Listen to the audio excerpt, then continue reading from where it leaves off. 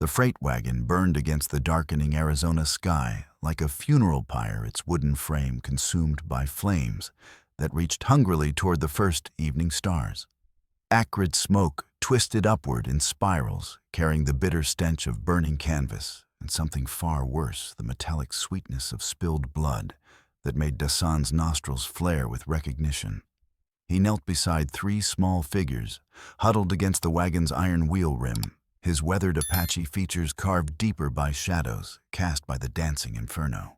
At 48, Dasan carried the weight of violence in every line of his face, every careful movement of his battle-scarred body. His left knee, permanently shattered by a cavalry bullet during his army scouting days, sent electric bolts of pain shooting up his thigh bone with each shift of position. The youngest girl, barely 5 years old, with corn silk hair tangled around dirt-streaked shoulders, pressed her trembling body against his buckskin jacket, as if seeking shelter from the entire world's cruelty. Her sisters clung together nearby, one about 8, with intelligent hazel eyes that seemed far too mature for her delicate features, the other 12, and desperately fighting to maintain composure that belonged to someone twice her age. Behind them, perhaps 20 yards from the burning wreckage, lay the twisted forms of a man and woman. Ephraim and Maud Klein had died as they lived together with a husband's arms wrapped protectively around his wife, even as murderous bullets found their marks with professional precision. "My mama won't wake up." The littlest one whispered, her voice barely audible above the crackling wood and the distant chorus of coyotes drawn by the scent of fresh death. I shook her real gentle-like, but her eyes just stay closed. "She feels so cold now." The innocent words hit Dasan like a war lance through the chest. Beneath his buckskin shirt, Miguel's bone rosary pressed against his breastbone, carved by his 15-year-old son's skillful hands during their last winter together, before the Copper Gulch mine's retention dam burst and sent a wall of poisoned water downstream. The boy had been fishing in the creek below the mine when the flood came without warning, never seeing death approach in the form of industrial greed and criminal negligence that valued profit above human lives. "Will you be our papa now?" she asked, suddenly looking up at him with absolute trust that made his damaged heart clench like a fist. Before he could formulate an answer, the wagon's remaining support beam cracked like a gunshot, sending fresh flames racing toward the dry grass. Dasan forced himself upright, ignoring the grinding agony in his knee, and began beating down scattered embers with a thick wool blanket from his saddlebags. Each step sent lightning through the damaged joint, but necessity drove him forward. "What are your names, little ones?" he asked while dragging a heavy leather trunk clear of the spreading flames. "I'm Ida Klein," said the eldest, straightening her spine with forced courage. "This here's my sister Clara, and our baby is Lottie." Papa was Ephraim Klein. He hauled freight between mining camps and worked claims along the river. Dasan nodded grimly, recognizing the name from a bitter winter encounter 3 years past, when both men had found themselves snowbound in the same mountain pass. They'd shared supplies, warmth, and stories during those frozen weeks, developing the kind of mutual respect that grew between men who understood hardship and survival. Papa was always writing letters to the territorial government. Ida continued, her young voice carrying pride mixed with worry.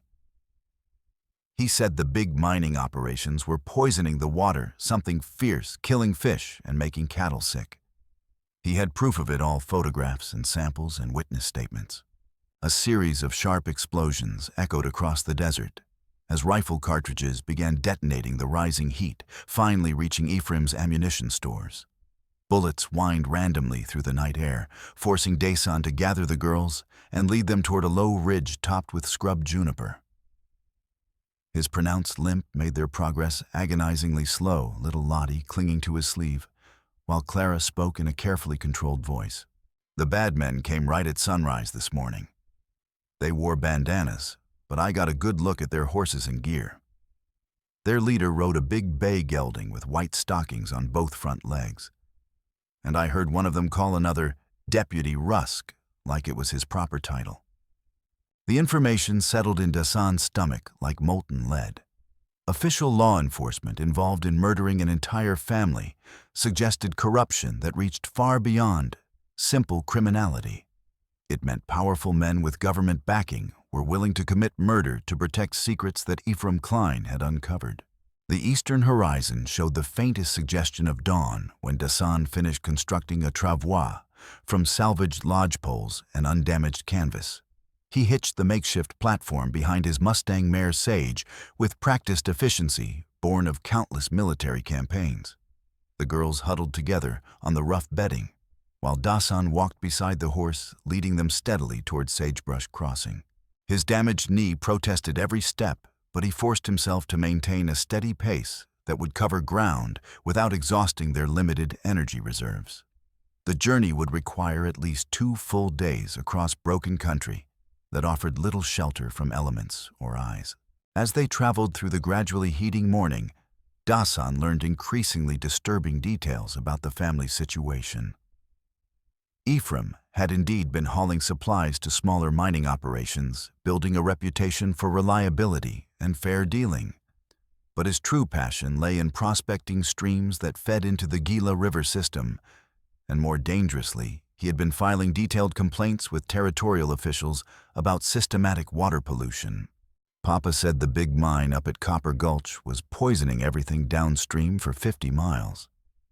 Ida explained as they rested in the shade of a towering saguaro. He showed government inspectors dead fish in streams that used to run clean.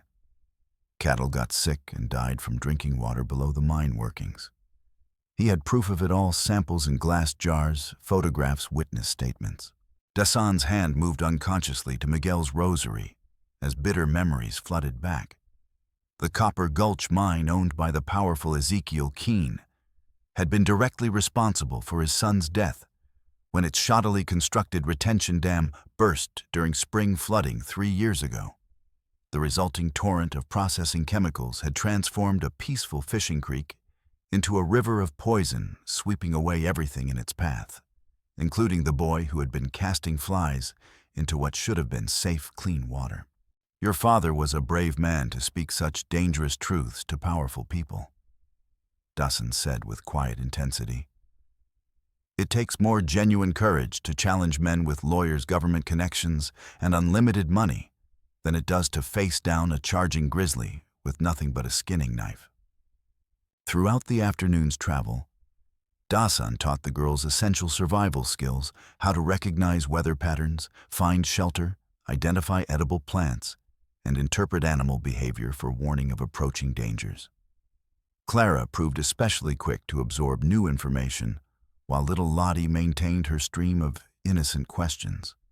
Ida listened intently, while keeping protective watch over her sisters, clearly understanding that such knowledge might determine whether they lived or died. As evening approached, they established a cold camp in a shallow wash protected by overhanging sandstone walls. Dasan allowed no fire that might betray their position, instead wrapping the girls in blankets while preparing to maintain vigilant watch throughout the dangerous night. But twice during those tense hours, Dasan's trained ears detected something far more ominous than natural desert sounds: the unmistakable rhythm of shod horses moving carefully through the darkness, somewhere behind them, following their trail with methodical patience of experienced trackers who possessed unlimited time and resources. Well before dawn broke over the eastern mountains in a blaze of gold and crimson, they were moving again through pre-dawn darkness that provided blessed concealment. When the improvised travois became too uncomfortable for little Lottie, she rode on his shoulders with her small arms wrapped trustingly around his neck, adding strain to his damaged knee, but providing emotional comfort they both desperately needed. The landscape grew noticeably more settled as they approached Sagebrush Crossing, with well-traveled wagon roads replacing game trails and occasional ranch houses visible across rolling hills. But Dasan's unease only intensified as they drew closer to what should have been sanctuary. Colorful banners stretched between buildings proclaimed, "Keane Industries Progress for Arizona," and "Mining Means Prosperity," suggesting the mine owner's influence was clearly visible in every aspect of the settlement's life and commerce. Such displays of corporate power made Dasan increasingly nervous about finding honest allies willing to risk their safety for 3 orphaned children and a crippled Apache warrior. Hiram Boone's blacksmith shop occupied a strategic corner where Main Street intersected Telegraph Road, its forge glowing like a red eye in the shadowy interior. The smith himself was a powerfully built man in his 50s, whose persistent cough came from breathing too many years of coal dust and metal filings. He looked up from the horseshoe he was shaping as Dasan limped through the doorway with 3 bedraggled children. "Well, I'll be completely hornswoggled." Hiram wheezed, setting down his hammer with obvious surprise and growing concern. "Dasan, what brings you to town looking like you've been dragged backward through a briar patch, and who might these poor young ladies be?" "Trouble of the absolute worst kind, old friend," Dasan replied grimly. "The sort that comes wearing official badges and carrying legal papers that might not be worth the ink used to forge them." Hiram's weathered face immediately grew serious. The blacksmith owed Dasan his life from a terrifying incident 2 summers ago when a kicked lantern had set his hay storage ablaze, trapping him beneath burning timbers. Dasan had risked his own safety to pull the trapped man free, suffering burns and smoke inhalation while refusing any compensation. Such debts could never be fully repaid, and both men understood the sacred nature of the obligation that bound them. "Say no more about the particulars right now," Hiram declared decisively, untying his apron. "The coal bin's got room for 4 people to hide comfortable, and my Mabel will have hot food ready faster than you can say grace. Nobody gets past my door without dealing with me first." Mabel Boone proved to be a woman of immediate action and few wasted words when lives hung in the balance. Within minutes of their arrival at the substantial boarding house, she operated behind the blacksmith shop. She had efficiently organized hot soup and fresh bread for the hungry girls, supervised their cleaning, and settled them comfortably in a secure back room where they could rest while the adults planned their next moves. Dr. Evangeline Hart arrived within minutes of being summoned, carrying her complete medical supplies in a leather bag that had seen service throughout the territory's most remote locations. The physician was an attractive, intelligent woman in her early 40s who had traveled west after losing her husband in the war. Between the states, determined to use her considerable medical training to serve frontier communities. She possessed gentle, skilled hands and sharp, observant eyes that missed nothing. Those eyes immediately noted the bone rosary that fell free when Dasan removed his buckskin shirt for examination of his severely swollen knee. "This knee requires immediate rest and comprehensive treatment," she announced after careful examination that made Dasan wince. "You've been favoring it so long that surrounding muscles are pulling incorrectly, creating additional stress on damaged cartilage and bone. Continue pushing yourself at this pace, and you'll be permanently confined to crutches before next winter." "I can't afford the luxury of rest just yet, Doc," Dasan replied stubbornly. "Those innocent girls need someone willing to stand between them and the kind of trouble that wears government badges and kills entire families to protect criminal secrets." Dr. Hart's hands paused thoughtfully. "What exactly are we dealing with? Don't spare my feelings. I've seen enough frontier violence to handle whatever truth you need to share." Dasan told her everything, without reservation: the burned wagon and brutally murdered parents, Deputy Rusk's involvement, Ezekiel Keane's likely connection to a conspiracy to silence environmental critics through systematic murder, and the deeply personal connection to his own son's death in the dam, burst 3 years earlier. The doctor listened with professional attention and growing outrage, her expression becoming progressively darker, with each horrific detail that painted a picture of corruption reaching into the highest levels of territorial government. "I've been treating victims of mining-related injuries and suspicious deaths for 3 years now," she said when he finished. "Men with progressive lung disease from breathing contaminated air, children with wasting sickness from drinking tainted water, pregnant women who lose their babies after exposure to mining runoff containing toxic metals that would kill fish in any clean stream." She reached into her medical bag and withdrew a letter bearing official territorial seals. But Ezekiel Keane isn't the only person with influential friends. I've been conducting correspondence with a federal marshal about the systematic pattern of injuries and deaths I've been documenting with scientific precision.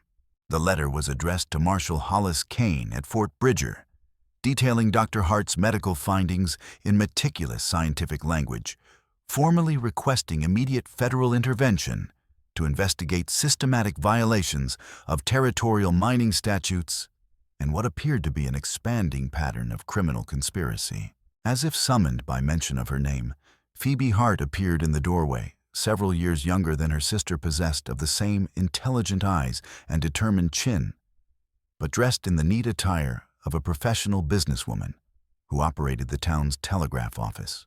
"I couldn't help overhearing mention of my least favorite customer," she said with barely contained anger. "What fresh outrage has our local mining magnate committed now? And don't bother protecting my delicate sensibilities. I've heard enough about Keane's methods to understand what kind of man we're dealing with." When both sisters finished explaining the deadly situation, including all the horrific details of systematic murder and government corruption, Phoebe's normally pleasant features were set in hard, unforgiving lines.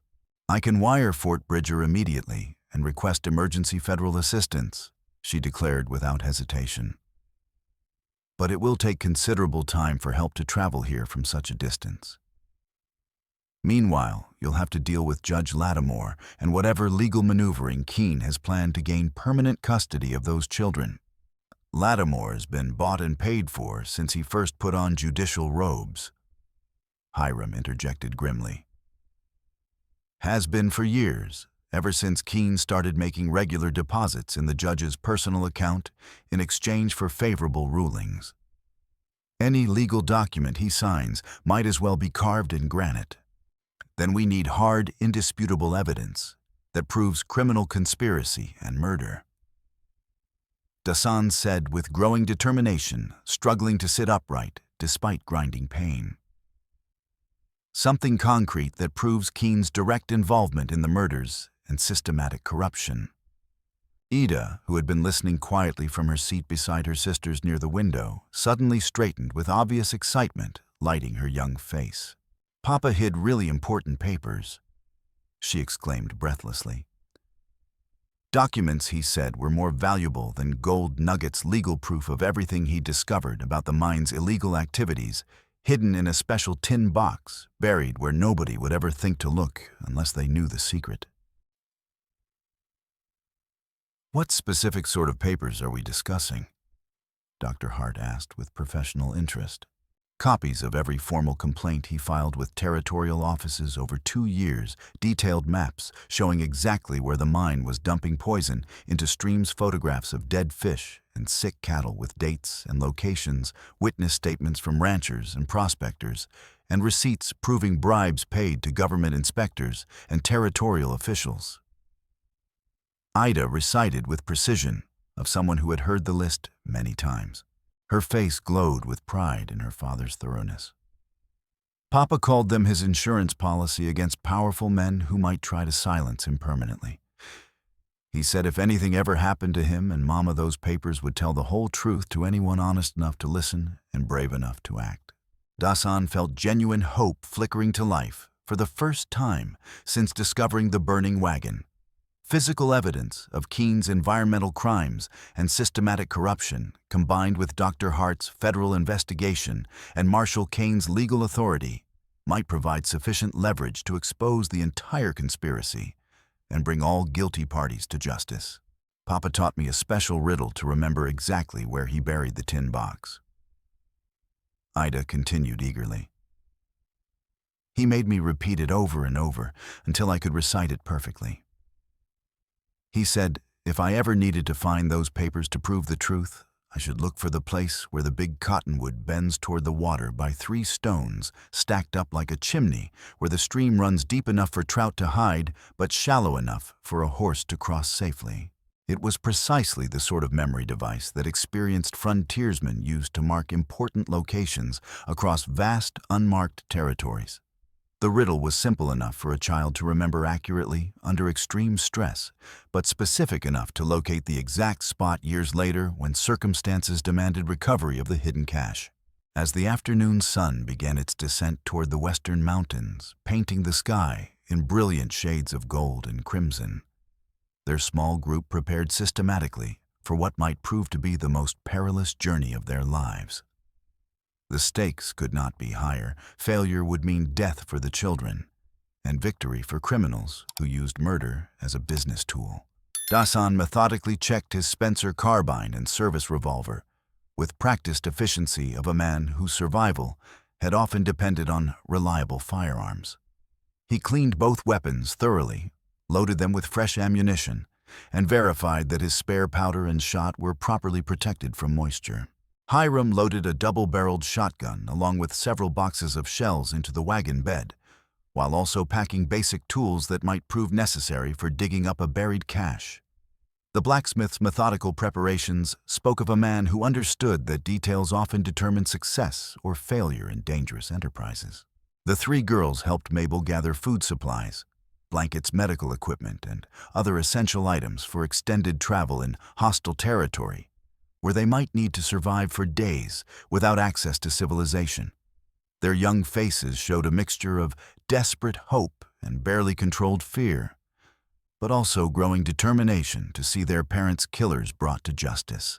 The first ominous indication of serious trouble came just as they were loading the last essential gear. Phoebe burst through the boarding house door like a woman fleeing immediate physical danger, her face flushed with exertion and righteous anger. "They tried to prevent me from sending that telegram with threats and intimidation," she gasped, struggling to catch her breath, while looking over her shoulder as if expecting violent pursuit. Keane's foreman, Rafe Coulter, and two hired thugs surrounded me at the telegraph office. They claimed it was temporarily closed for emergency maintenance and official government business that took priority over civilian messages. "Did you manage to get our message transmitted successfully?" Dasan asked, with urgent concern, knowing federal assistance might be their only hope, just barely and only through quick thinking. She replied with satisfaction, despite her fear. "I sent it while Coulter was arguing loudly with my desk clerk about official authority, then slipped out through the back entrance while they were distracted. But they definitely know what we're planning now, and they'll be taking immediate countermeasures to stop us." As if to confirm her ominous words, with immediate proof, the sound of running boots echoed from the street outside, accompanied by harsh voices shouting orders in the systematic manner of men conducting organized military operations. Through the boarding house windows, they could see armed figures carrying torches, moving with purpose between buildings, clearly conducting a house-by-house search with methodical thoroughness. Time to leave immediately by the most indirect route possible. Hiram announced, grimly climbing up onto the wagon's seat with his shotgun held ready and his expression set in hard lines of determination. "We'll take the back way through the railroad yard, then follow old mining trails that most folks have forgotten. With luck, they don't have enough men to watch every escape route simultaneously." Their desperate escape led through a confusing maze of freight cars, loading platforms, and switching yards that served Sagebrush Crossing's busy railroad depot. The complex network of tracks, buildings, and equipment provided excellent concealment, but also created opportunities for ambush if their enemies had anticipated this route. Dasan rode beside Hiram on the wagon's seat, his carbine held ready, while his eyes constantly scanned shadows, rooftops, and potential hiding places for signs of armed men preparing to attack. The three girls huddled together in the wagon bed, wrapped in thick blankets against both the evening chill and growing fear of deadly confrontation ahead. The wagon wheels rattled loudly over wooden railroad ties as they cut across multiple tracks toward the old stage road that led north toward Cottonwood Bend, and hopefully the evidence that could save their lives and bring justice for the innocent dead. Behind them, the lights of Sagebrush Crossing gradually dwindled to firefly specks in the gathering darkness. But Dasan could still hear distant shouts of searching men echoing across the desert night, like baying of hunting hounds, following a hot scent. They had traveled perhaps 3 miles along the rutted dirt road when the carefully planned attack materialized out of the night, like a nightmare made manifest in gunpowder and lead. The first rifle shot cracked from a rocky outcrop ahead, and to their left, the bullet splintering wood from the wagon's side rail mere inches from Clara's shoulder. "Down, everyone, down!" Dasan roared, rolling off the wagon's seat as Hiram fought to control the panicked horses. The team reared and plunged as more shots erupted from concealed positions on both sides of the narrow canyon they had been following. Dasan's damaged knee screamed in protest as he hit the rocky ground, but survival instincts honed by years of frontier warfare took precedence over physical pain. He rolled behind the wagon's meager cover carbine, already in firing position, searching for muzzle flashes that would reveal enemy positions in the darkness. "Hiram, can you reach the shotgun?" He called over the thunder of continuing gunfire that echoed off canyon walls like an artillery barrage. "Got it," the blacksmith replied, his voice tight with controlled fear but steady with determination. "Girls, stay flat in the wagon bed and don't raise your heads, no matter what you hear." The attackers had chosen their ambush site with professional skill, a narrow defile where the old road passed between towering stone walls that channeled travelers into a killing zone with limited options for escape or maneuver. But they had made one crucial error in their tactical planning, and they had underestimated both Dasan's military experience and Hiram's frontier pragmatism. Dasan identified at least 4 separate firing positions based on muzzle flashes and the distinctive reports of different weapons. His damaged knee prevented the kind of aggressive flanking maneuver that might have broken up the ambush quickly. But years of fighting Apache raiders had taught him alternative strategies for dealing with superior numbers and advantageous positions. "Dikak, Hiram, when I give the word, put both barrels into those rocks on the right side."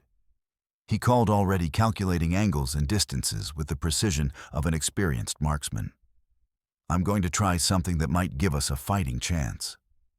Instead of attempting to charge the ambush positions directly, an impossible task given his physical limitations, Dasan began systematically targeting the rocky outcrops above the gunmen with carefully aimed shots from his Spencer carbine.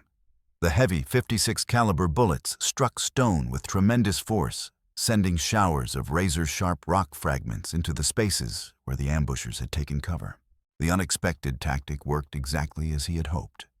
Caught off guard by debris raining down on their positions, the attackers' fire became noticeably less accurate and coordinated. One man cried out in pain as stone splinters found their mark, while another abandoned his carefully chosen position to seek better protection from the indirect barrage. "Now, Hiram," Dasan shouted. The blacksmith's shotgun boomed twice in rapid succession, sending twin loads of buckshot into the rocky outcrop, where muzzle flashes had revealed at least 2 gunmen. The devastating pattern of lead pellets forced the attackers to seek deeper cover, further disrupting their coordinated assault. But their desperate situation remained critical. The ambush had been well planned and professionally executed, suggesting that Keane's organization possessed military-trained personnel with access to quality weapons and unlimited ammunition. More importantly, the attack confirmed that their enemies had successfully anticipated their route and destination, indicating either exceptional intelligence gathering or inside information from sources they had trusted. Clara's voice cut through the continuing gunfire with unexpected clarity and determination. "Mr. Dasan, there's a gap in the rocks behind us. Looks like it might lead to higher ground." The 8-year-old had maintained remarkable composure under fire, using her position in the wagon bed to observe tactical opportunities that the adults might have missed while focusing on immediate threats. Her suggestion offered the possibility of breaking free from the killing zone where they were currently trapped. "Monk, can you girls make it to those rocks without being seen?" Dasan asked urgently, reloading his carbine with practiced speed while keeping watch for movement among the enemy positions. "We can do it," Ida replied with fierce determination that reminded him painfully of Miguel's courage in the face of overwhelming odds. "Papa taught us how to move quiet in the desert, said it might save our lives someday." The irony was bitter, but undeniable. Ephraim Klein's wilderness training was now providing his daughters with the skills necessary to survive the consequences of his own murder at the hands of men who feared his environmental investigations. Dasan's military experience suggested a coordinated breakout that would maximize their chances of escape while minimizing exposure to enemy fire. "Hiram, on my count, put everything you've got into those positions on the left. That should give the girls cover to reach the rocks. Then we follow as fast as we can manage." The plan worked with desperate efficiency. Hiram's thunderous shotgun blasts, combined with Dasan's rapid-fire covering shots, forced the ambushers to keep their heads down, long enough for the three sisters to slip from the wagon and disappear into the rocky terrain, with the fluid grace of children who had learned hard lessons about survival in hostile country. Following them proved considerably more challenging for Dasan, whose damaged knee made rapid movement across uneven terrain an exercise in controlled agony. Each step sent lightning bolts of pain through the damaged joint, but the alternative was death or capture by men who had already demonstrated their willingness to murder children to protect criminal secrets. Hiram provided covering fire with methodical precision, his years of blacksmith work having developed the kind of steady hands and keen eye that translated perfectly to accurate shooting under pressure. The blacksmith's tactical thinking proved as solid as his character. He had understood immediately that their only hope lay in reaching terrain that favored defenders rather than attackers. The rocky gap that Clara had spotted led to a series of natural stone formations that provided excellent defensive positions while also offering multiple escape routes if the situation deteriorated further. More importantly, the higher elevation would allow them to observe enemy movements and potentially identify the full scope of the forces arrayed against them. As they climbed through the jumbled rocks with their precious human cargo, Dasan couldn't help but admire the tactical intelligence that Keane's organization had demonstrated. The ambush site had been chosen with professional competence. The timing had been perfect to catch them in maximum vulnerability, and the coordination between multiple firing positions suggested military training and discipline. Such capabilities indicated that they were facing far more than simple criminal thugs or corrupt local lawmen. Keane's reach apparently extended to hiring experienced gunfighters, possibly even former military personnel, who possessed the skills and ruthlessness necessary to conduct operations that combined legal authority with criminal violence. From their new position among the towering stone formations, Dasan could see the full scope of their predicament with crystalline and terrifying clarity. At least 6 riders waited in the darkness below, positioned to intercept any attempt to continue toward Cottonwood Bend along the main trail. Their disciplined deployment and professional equipment suggested this was no hasty pursuit organized by local thugs, but rather a carefully planned military-style operation designed to eliminate specific targets with maximum efficiency. "They've got us bottled up good and proper," Hiram observed grimly, checking his ammunition supply with the methodical care of a man who understood that every cartridge might determine survival or death. "And they've got all night to wait us out or bring up reinforcements from town." Dasan studied the terrain with eyes trained by years of cavalry scouting, searching for tactical advantages that might offset their enemies' superior numbers and equipment. The rocky formations offered excellent defensive positions, but they also created a trap if the attackers chose to surround their position and maintain a siege until thirst and hunger forced surrender or desperate breakout attempts. Little Lottie pressed close to his side, her small body trembling with cold and fear, but her young voice steady with the kind of trust that made adult responsibilities feel heavier than mountains. "Are the bad men going to hurt us, like they hurt Mama and Papa?" "Not if I have anything to say about it, little one." Dasan replied with quiet intensity, his hand moving automatically to Miguel's bone rosary. Sometimes good people have to fight real hard to protect what matters most. And you girls matter more than anything else in this whole desert. Clara had been studying the enemy positions below with the same careful attention to detail that she had shown throughout their desperate journey. Her young mind possessed the kind of natural tactical awareness that might have made her an excellent scout in different circumstances, but which now served the grimmer purpose of survival against professional killers. Mr. Dasan, they're not watching the north side as careful as the others, she observed with quiet confidence. There's a dry wash that runs up into those bigger rocks. Might be we could follow it without being seen if we moved real careful-like.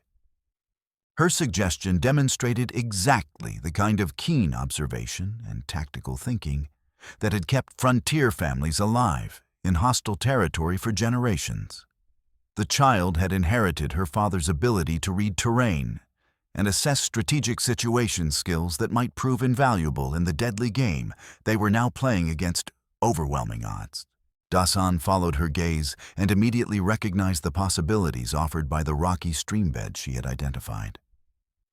The wash provided natural concealment from most of the enemy positions, while also leading toward higher ground that might offer additional defensive advantages or alternative escape routes.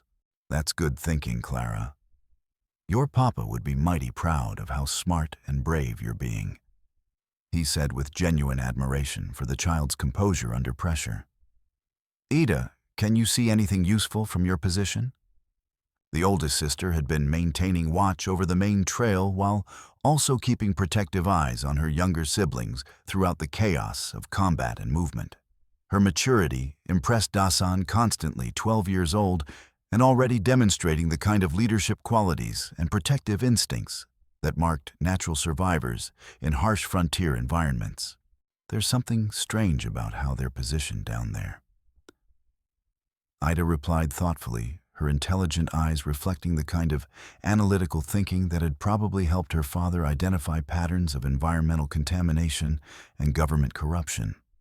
Most of them are spread out to watch the trail, but 2 riders are hanging back like they're more interested in watching the others than watching for us. Her observation struck Dasan with the force of sudden revelation. If some of the pursuers were positioned to monitor their own colleagues rather than focus entirely on the fugitives, it suggested internal tensions or divided loyalties within Keane's organization that might be exploited by desperate people with few other options. Professional criminals and hired gunfighters often maintained uneasy relationships based purely on monetary considerations rather than genuine loyalty or shared beliefs. Such arrangements frequently became unstable under pressure, particularly when operations involved systematic murder of women and children, crimes that challenged even hardened men's concepts of acceptable behavior in pursuit of profit. Hiram, what do you know about the men Keane typically employs for his dirty work? Dasan asked quietly, careful to keep his voice below the level that might carry to enemy ears in the still desert night. Rafe Coulters, his main enforcer, came out from Kansas City about 2 years ago with a reputation for solving problems that couldn't be handled through legal channels. The blacksmith replied grimly. But most of the others are local men who got into debt with Keane's gambling operations or needed work bad enough to ignore questions about exactly what kind of work they were being hired to perform. That information suggested potential weaknesses in the opposition's solidarity and determination. Local men who had been recruited through financial desperation might prove less committed to systematic murder than professional killers who made their living through violence. Debt and economic necessity created different motivations than genuine criminal partnership in major felonies. They might not all be equally enthusiastic about gunning down children in cold blood. Dasan mused, studying the enemy positions with renewed tactical interest. Professional killers like Coulter probably don't care about such details, but local men with families of their own might start having second thoughts when bullets start flying in both directions. The possibility of exploiting such divisions offered hope for a tactical solution that didn't require fighting their way through superior numbers in a direct confrontation that would likely result in casualties among the innocent children he had sworn to protect. Military experience had taught him that psychological warfare often proved more effective than superior firepower when dealing with enemies of questionable commitment and uncertain motivation. As if responding to his thoughts about internal tensions within their pursuers, voices began carrying up from the enemy positions below harsh whispers that suggested disagreement about tactics or objectives among the men who had been assigned to eliminate the inconvenient witnesses to systematic murder and environmental crimes. "Told you this was supposed to be simple retrieval, not shooting up women and children like we're raiding Apache camps," one voice said with obvious distress and growing reluctance to continue the mission as originally planned. Coulter says Keane wants them all buried in unmarked graves, where nobody will ever find the bodies or ask awkward questions about what happened to them. Another replied with the kind of cold indifference that marked professional killers who viewed murder as simply another business transaction. The overheard conversation confirmed both Dasan's tactical assessment and his worst fears about their enemy's ultimate intentions. Keane's organization was indeed divided between reluctant local recruits and hardened criminals, but the professional element remained committed to completing their assignment, regardless of moral considerations or collateral damage to innocent lives. More ominously, the conversation revealed that capture was never intended to be an option.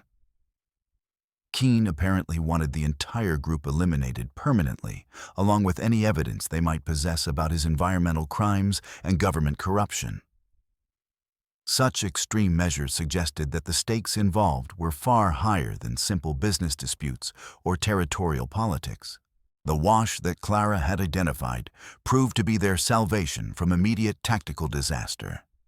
But it also led them deeper into country that grew progressively more dangerous with each mile of difficult travel over broken terrain that punished Dasan's damaged knee with every step. His limp became increasingly pronounced as they moved through the rocky stream bed, but he gritted his teeth against the grinding pain and forced himself to maintain a pace that would keep them ahead of their relentless pursuers. Behind them, the sounds of organized search grew steadily closer as Coulter's men methodically worked through the maze of stone formations, calling out coordinates and positions with the disciplined efficiency of military units conducting sweep operations in hostile territory. Their systematic approach suggested professional training and unlimited time to complete their deadly mission. "How much farther to the place your papa described in his riddle?" Dasan asked Ida during a brief rest stop, where they sheltered behind a massive boulder that provided temporary concealment from searching eyes below. "Maybe 2 more miles following the creek bed until it opens up into wider country." She replied, her young face set with determination that belied her exhaustion and fear.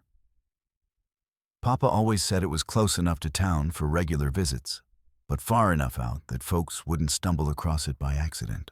The distance seemed manageable under normal circumstances, but their current situation was anything but normal. Dasan's knee was approaching the point where continued movement would become impossible without rest and medical attention that they couldn't afford to seek.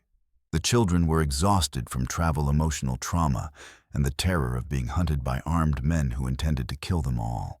More immediately threatening their pursuers were gaining ground steadily despite the difficult terrain and darkness that should have favored the defenders. Coulter's organization clearly possessed resources and capabilities that went far beyond what local corruption should have been able to provide, suggesting connections to territorial or even federal authorities that made their situation exponentially more dangerous. "Mr. Dasan, your knee's getting worse, isn't it?" Clara observed with the kind of perceptive intelligence that missed very little about their deteriorating circumstances. "You're trying to hide it, but I can see how much it's hurting when you think nobody's watching."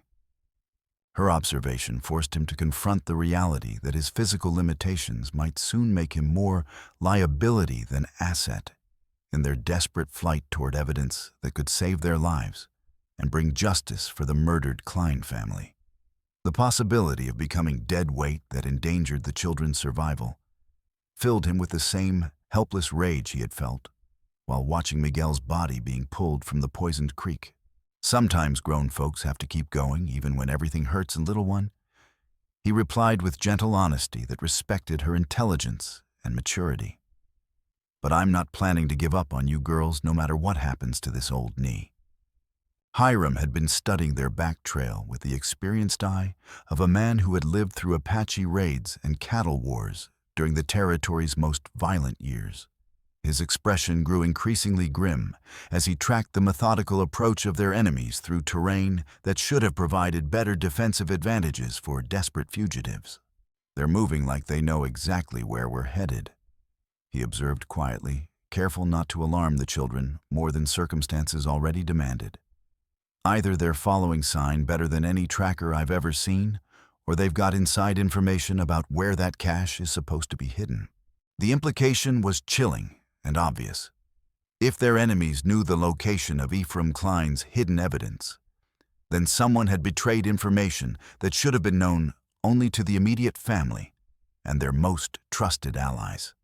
Such betrayal suggested that Keane's corruption reached into places they had considered safe, possibly including people they had trusted with their lives and the lives of the children. Dasan's mind raced through the possibilities with growing alarm and suspicion. Dr. Hart and her sister Phoebe had been privy to all their plans and preparations. Mabel Boone had overheard most of their conversations about objectives and tactics. Even Judge Lattimore might have learned details through legal channels or government communications that had been monitored by hostile interests. But the most disturbing possibility was that their urgent telegram to Federal Marshal Keane had been intercepted or somehow compromised, alerting hostile forces to their exact plans and timeline. If federal authorities were involved in the conspiracy, then their desperate message requesting assistance might have become the very intelligence that enabled their enemies to organize such an effective pursuit.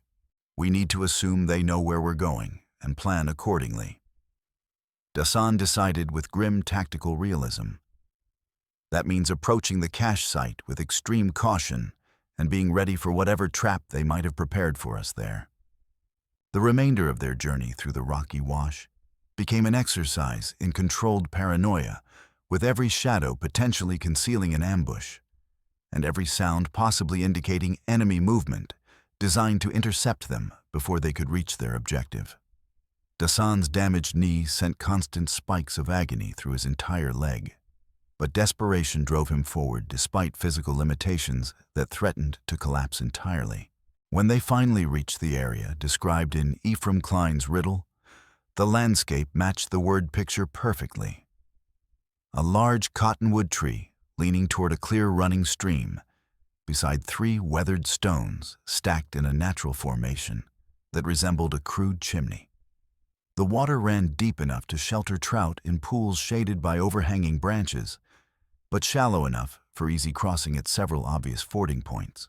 Under different circumstances, it would have been a peaceful and beautiful spot where a family might enjoy picnics or a solitary prospector could pan for gold in quiet streams that reflected puffy white clouds and brilliant blue sky. But in their current situation, the open ground and obvious landmarks felt like a perfectly prepared killing ground where professional gunfighters could establish fields of fire that covered every approach. And there, Ida whispered excitedly, pointing toward the base of the cottonwood where exposed roots created natural hiding places among the rocky stream bank. Papa said he buried the tin box right where the biggest root curves around that flat rock shaped like a turtle's shell. The location was exactly what an experienced frontiersman would choose for concealing valuable items protected from weather by overhanging tree branches marked by permanent natural landmarks that wouldn't change over time, but subtle enough that casual observers would never notice anything unusual about the site. Dasan studied the surrounding terrain with eyes trained by years of military scouting, searching for signs of recent disturbance that might indicate enemy presence or preparation for ambush. Everything appeared normal and undisturbed, but that very normalcy felt suspicious, given their enemies' apparent foreknowledge of their plans and destinations. "Hiram, can you keep watch while I dig?" he asked, already knowing that his damaged knee would make the physical labor difficult and slow. "No better idea," the blacksmith replied practically. "You keep that carbine ready while I handle the shovel work. These old arms have dug plenty of holes over the years, and they'll work faster than yours can manage right now." The buried tin box contained exactly what Ephraim Klein had promised: meticulously organized documentation that painted a devastating picture of systematic environmental crime and government corruption, reaching from local officials all the way to territorial headquarters. Photographs showed streams running black with mining chemicals, cattle lying dead beside poisoned water sources, and fish floating belly up in creeks that had once teemed with healthy wildlife.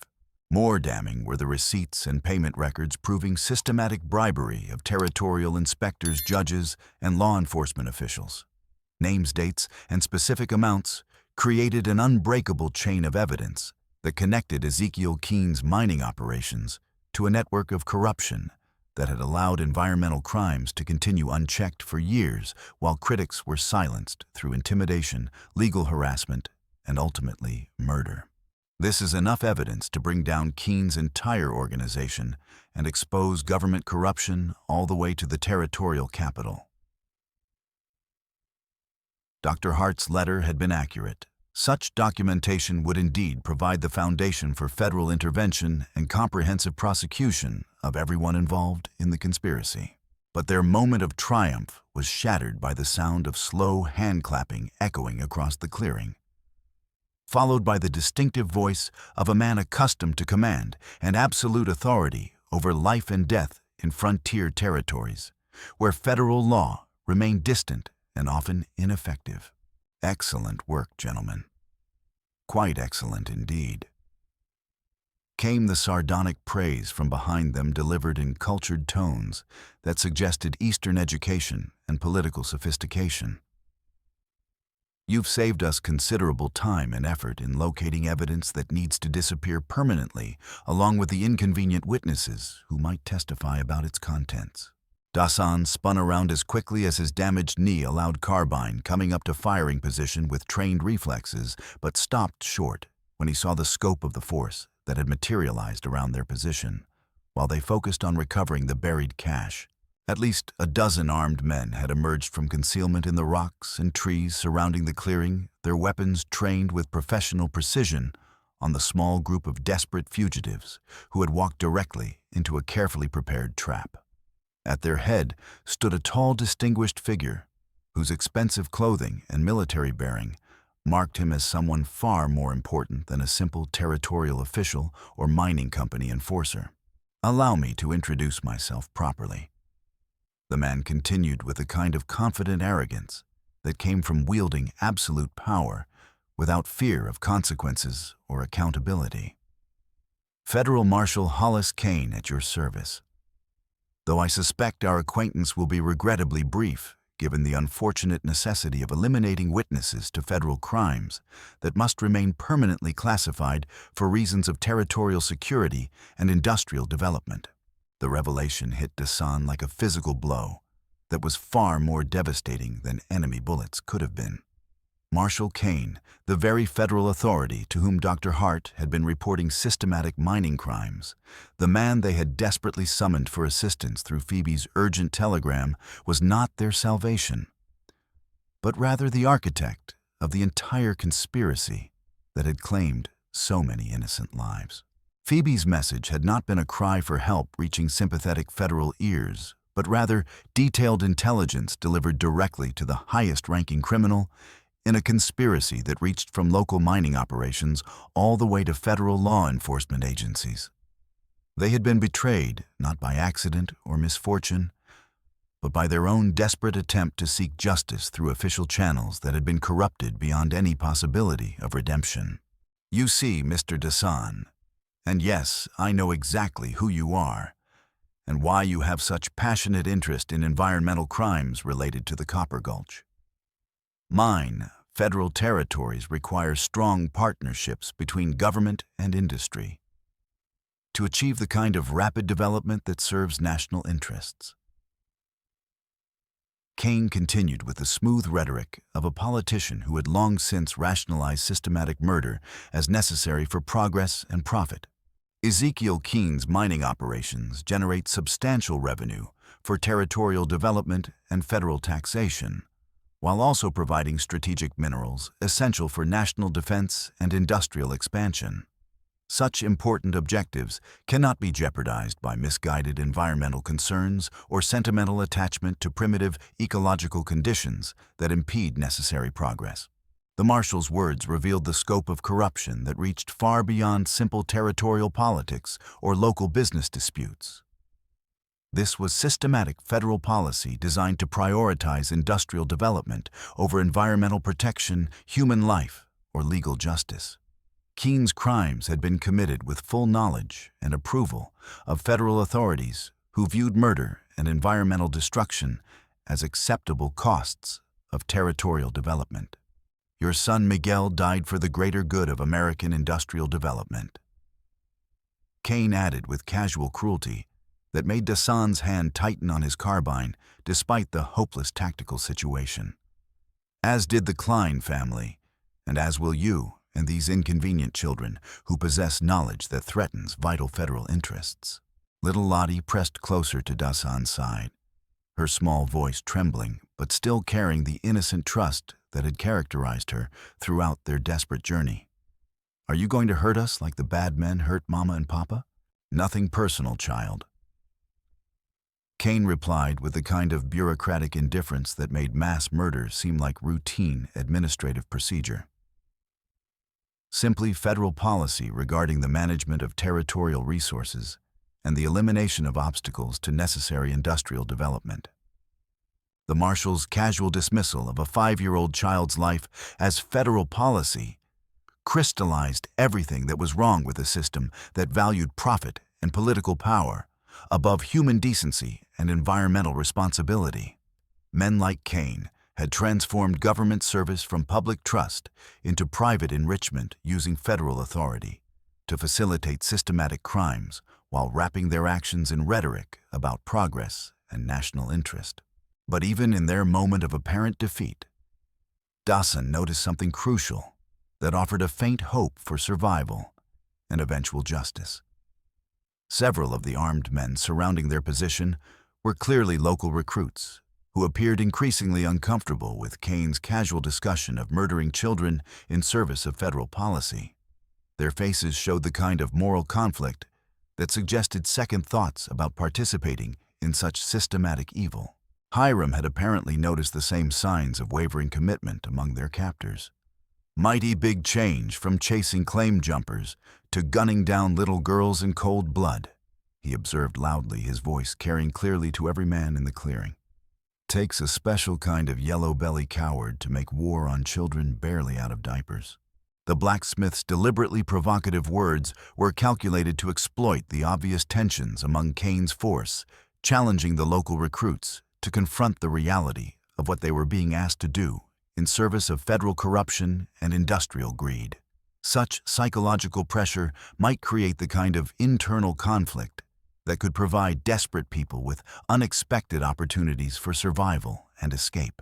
The effectiveness of Hiram's psychological warfare became immediately apparent as several of Keane's local recruits exchanged uncertain glances and shifted uncomfortably in their positions, clearly troubled by the reality of systematic child murder that had been presented to them as routine law enforcement procedure. This ain't what we signed up for, Marshal. One young man spoke up with obvious distress and growing moral outrage. Coulter said we were chasing dangerous fugitives who had stolen federal property, not hunting down orphaned kids who never hurt nobody. His protest was immediately echoed by murmurs of agreement from other local men who had been recruited through financial desperation rather than genuine criminal intent. The facade of legal authority was beginning to crack under the pressure of confronting actual child murder rather than abstract law enforcement objectives described in bureaucratic language that obscured moral reality. You signed up to follow federal orders without question or hesitation. Keane replied coldly, his cultured voice carrying the kind of absolute authority that brooked no discussion or moral consideration. The classification of specific targets as dangerous fugitives or inconvenient witnesses is entirely at federal discretion and not subject to review by territorial personnel. But the marshal's authoritarian response only increased the obvious discomfort among his local recruits, several of whom were now openly questioning the legitimacy of orders that required them to participate in systematic murder of children young enough to be their own daughters and sisters. Rafe Coulter stepped forward with the kind of professional impatience that marked experienced killers who viewed moral qualms as obstacles to efficient completion of necessary business transactions. Enough discussion. We've got our orders and daylight's coming fast. Time to finish this and get back to town before folks start asking questions about where everybody disappeared to. His intervention was clearly intended to cut short the moral debate that threatened to undermine the mission's success. But it had exactly the opposite effect on men who were already struggling with the ethics of child murder. Several local recruits took visible steps backward, clearly distancing themselves from direct participation in systematic execution. "I got 3 daughters of my own." Another man declared with growing conviction and determination to resist federal authority that demanded unconscionable actions. "Ain't no federal marshal or mining company owner going to make me shoot down innocent children like they were rabid dogs. This whole business has gone way too far past anything decent folks can stomach." His open rebellion was immediately supported by nods and verbal agreements from at least half of Kane's local force, creating exactly the kind of internal division that Dasan had hoped to exploit through psychological pressure and moral challenge. The conspiracy was beginning to fracture along lines of conscience and basic human decency that even federal authority and financial corruption could not entirely eliminate. Kane's face darkened with bureaucratic rage at the challenge to his absolute authority. But before he could respond with threats or violence, the situation was transformed by an entirely unexpected development that changed everything about their desperate tactical position. The sound of approaching horses echoed across the clearing from multiple directions, accompanied by voices calling out in Spanish and English that suggested a large, well-organized force moving with military precision and clear tactical objectives. Within moments, the rocky terrain around the clearing erupted with armed figures who had apparently been observing the entire confrontation while positioning themselves for coordinated intervention. Federal Marshal Keane came a powerful voice carrying unmistakable authority and legal legitimacy. "This is U.S. Army Colonel James Morrison, acting under direct orders from the War Department to investigate reports of systematic corruption in territorial mining operations and federal law enforcement agencies. You and your men will lay down your weapons immediately and submit to military custody for transport to federal court." The cavalry had arrived in the most literal sense.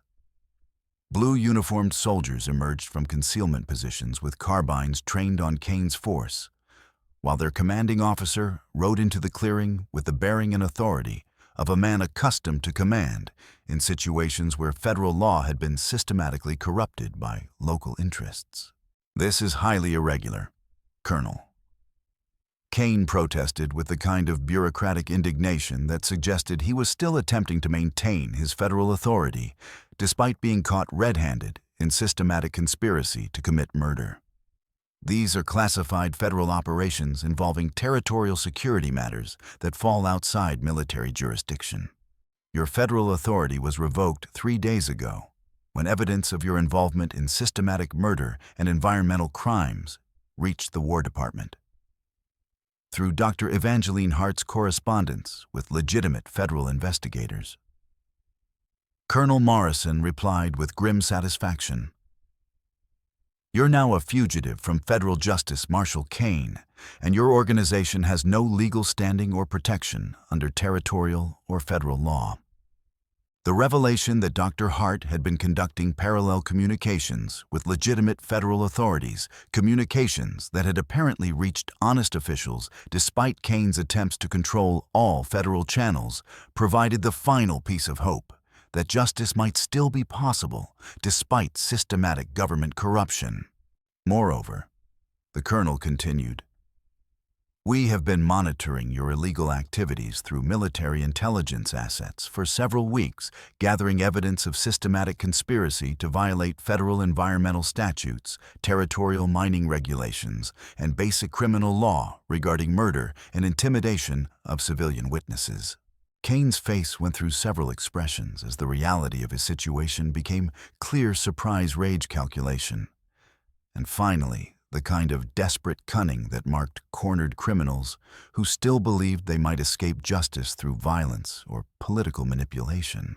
Coulter, eliminate the witnesses now before this situation deteriorates further. He ordered with the cold authority of a man who had spent years using federal power to facilitate systematic murder.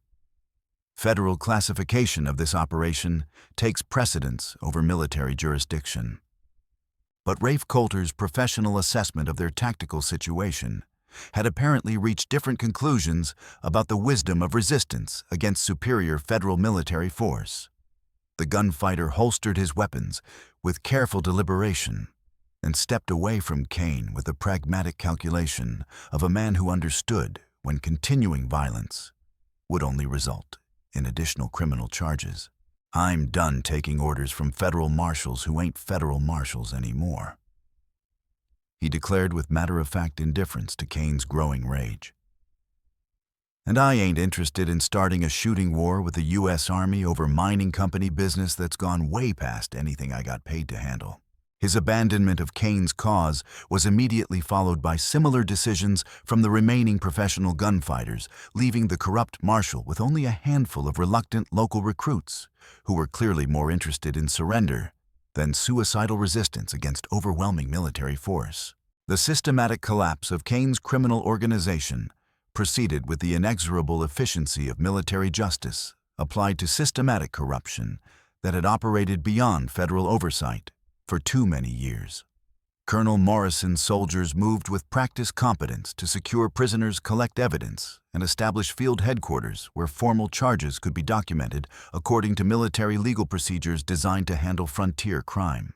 "Mr. Dasan," the colonel said with respectful acknowledgement of the role that civilian courage had played in exposing federal corruption, "your protection of these children and your assistance in recovering evidence of systematic environmental crime has provided the War Department with exactly the documentation necessary to prosecute this conspiracy through federal military courts, where territorial corruption cannot interfere with justice." The military officer's words carried the weight of genuine federal authority committed to ending, rather than facilitating, the kind of systematic crime that had claimed so many innocent lives. For the first time since discovering the burned wagon, Dasan felt that justice might actually be possible, despite the scope of corruption they had uncovered. "What's going to happen to Ezekiel Keane and his mining operations?" Dasan asked, thinking of Miguel's death and the countless other victims of environmental crime that had been systematically protected by corrupt federal officials. "Mr. Keane is already in military custody at Fort Bridger, along with Judge Lattimore and several territorial officials, whose involvement in the conspiracy has been documented through evidence contained in that tin box," Colonel Morrison replied with grim satisfaction. "The Copper Gulch mine has been closed by federal order pending comprehensive environmental remediation and prosecution of responsible parties." The news that Keane had been arrested brought Dasan the first genuine peace he had experienced since Miguel's death 3 years earlier. Justice delayed was still justice, and the man responsible for poisoning the creek that killed his son would finally face legal consequences for systematic environmental crime and murder. But more important than personal satisfaction was the knowledge that the 3 Klein sisters would have the justice and closure they deserved for their parents' brutal murder. Ephraim and Maud Klein had died fighting for environmental protection and government accountability, and their sacrifice had ultimately succeeded in exposing corruption that reached all the way to federal law enforcement agencies. "What's going to happen to us now?" Ida asked with the kind of practical concern that had characterized her throughout their desperate journey. "We don't have any family left, and our house got burned up with everything else we owned." Colonel Morrison's weathered face softened with the kind of paternal compassion that marked military officers who understood the human cost of frontier violence and systematic crime. Dr. Hart has already volunteered to assume legal guardianship pending permanent arrangements, and I understand Mr. and Mrs. Boone have expressed strong interest in providing you girls with a permanent home where you'll be safe, loved, and properly cared for. The prospect of joining Hiram and Mabel's household represented exactly the kind of stable, loving environment that the three sisters needed to recover from trauma and build new lives, despite the terrible losses they had experienced. More importantly, it would keep them near Dasan and the other adults who had risked everything to protect them from systematic violence and corruption. Little Lottie looked up at Dasan with the trusting expression that had characterized her throughout their dangerous journey. "Will you still be our papa sometimes? Even if we live with Mr. and Mrs. Boone?" The question touched his heart with the same profound emotion he had felt when she first asked him to be their father beside the burning wagon. These three brave children had given him purpose and renewal after years of grief and aimless wandering following Miguel's death. "I'll always be here when you need me, little one," he promised with quiet intensity that carried the weight of sacred obligation. "And I'll make sure you girls grow up knowing how brave and wonderful your real papa was, and how much he loved you." Dr. Evangeline Hart approached their group with medical supplies and the kind of professional competence that had made her such an effective advocate for environmental justice and government accountability. "That knee needs immediate attention before permanent damage makes walking impossible," she observed with clinical authority that brooked no argument. "And," she added with a smile that transformed her serious features, "I believe all of us have considerable work ahead in documenting the environmental damage caused by systematic mining crimes, providing medical treatment for victims of chemical poisoning, and rebuilding communities that have been devastated by corporate greed and government corruption."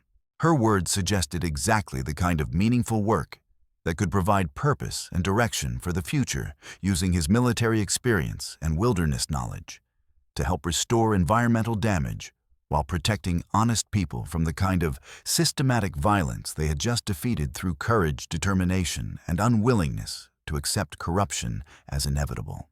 Phoebe Hart joined the growing circle of survivors with obvious relief and satisfaction at seeing justice finally triumph over systematic evil. The telegraph lines have been busy all morning with messages from honest federal officials who are very interested in ensuring that territorial development proceeds according to environmental law rather than criminal conspiracy. She reported with obvious pleasure. It appears that Dr. Hart's correspondence reached exactly the right people in Washington, and they've been conducting their own investigation of territorial corruption for several months. Your testimony and Ephraim Klein's evidence provided exactly the confirmation they needed to take decisive action. The knowledge that systematic federal intervention was finally addressing territorial corruption offered hope that future environmental crimes could be prevented before they claimed more innocent lives. Miguel's death and the murder of the Klein family had not been in vain if their sacrifice led to comprehensive reform of federal policies that prioritized industrial development over human life and environmental protection. 6 months later, Dasan stood beside the restored Gila River Creek, where Miguel had died, watching clean water flow over rocks that had been scoured of chemical contamination through comprehensive environmental remediation ordered by federal military courts. Fish swam in clear pools that reflected puffy white clouds and brilliant blue sky, and cattle grazed peacefully on grass that no longer carried the poison of systematic industrial crime. The Copper Gulch mine had been permanently closed and its retention dams removed under military supervision, while new federal regulations required comprehensive environmental impact assessment before any mining operations could be approved in territorial waters. Ezekiel Keane, Federal Marshal Hollis Kane, Judge Lattimore, and dozens of co-conspirators were serving lengthy sentences in federal military prisons where territorial corruption could not reach them. More importantly, the three Klein sisters were thriving in the loving care of Hiram and Mabel Boone, growing into the kind of intelligent, capable young women their parents would have been proud to claim as daughters. Ida was already demonstrating her father's passion for environmental protection, while Clara showed remarkable aptitude for mechanical and scientific subjects that might lead to engineering or medical careers. Even little Lottie had recovered her natural joy and curiosity about the world, though she still asked Dasan to read her bedtime stories whenever he visited their new home. Dr. Evangeline Hart had established a comprehensive medical practice that specialized in treating victims of environmental crime, while also documenting the systematic health effects of mining contamination with scientific precision that would prevent future cover-ups. Her sister Phoebe had been appointed territorial communications supervisor, ensuring that telegraph services remained free from corporate interference or government censorship. Dasan himself had accepted appointment as territorial environmental inspector, using his military experience and wilderness knowledge to monitor compliance with new federal regulations, while also providing security for honest officials who faced intimidation from remaining criminal elements. The work gave him purpose and satisfaction, while honoring both Miguel's memory and his promise to protect the Klein sisters from whatever threats might arise in the future. Standing beside the clean flowing water where his son had died, Dasan touched Miguel's bone rosary with fingers that no longer carried the weight of unavenged loss and systematic injustice. The creek ran clear, and pure fish swam in healthy abundance, and children could once again play safely in water that reflected the endless beauty of Arizona's sky. Justice had been served, and the environment was healing, and 3 brave little girls were growing up in a world where environmental crime and government corruption could no longer operate with impunity. Miguel's death had contributed to systematic change that would protect countless future generations from the kind of industrial violence that had claimed too many innocent lives. The desert wind carried the sound of children's laughter from the direction of town, where normal life continued under the protection of honest law enforcement and environmental regulation. In the distance, the restored landscape stretched toward mountains that stood eternal and unchanging, reminding all who saw them that some things remained beyond the reach of human greed and corruption. Dasan smiled and began the long walk back toward Sagebrush Crossing, where 3 young ladies would be expecting their evening lessons in wilderness skills, Apache wisdom, and the kind of moral courage that made justice possible, even when powerful men tried to use government authority for systematic evil.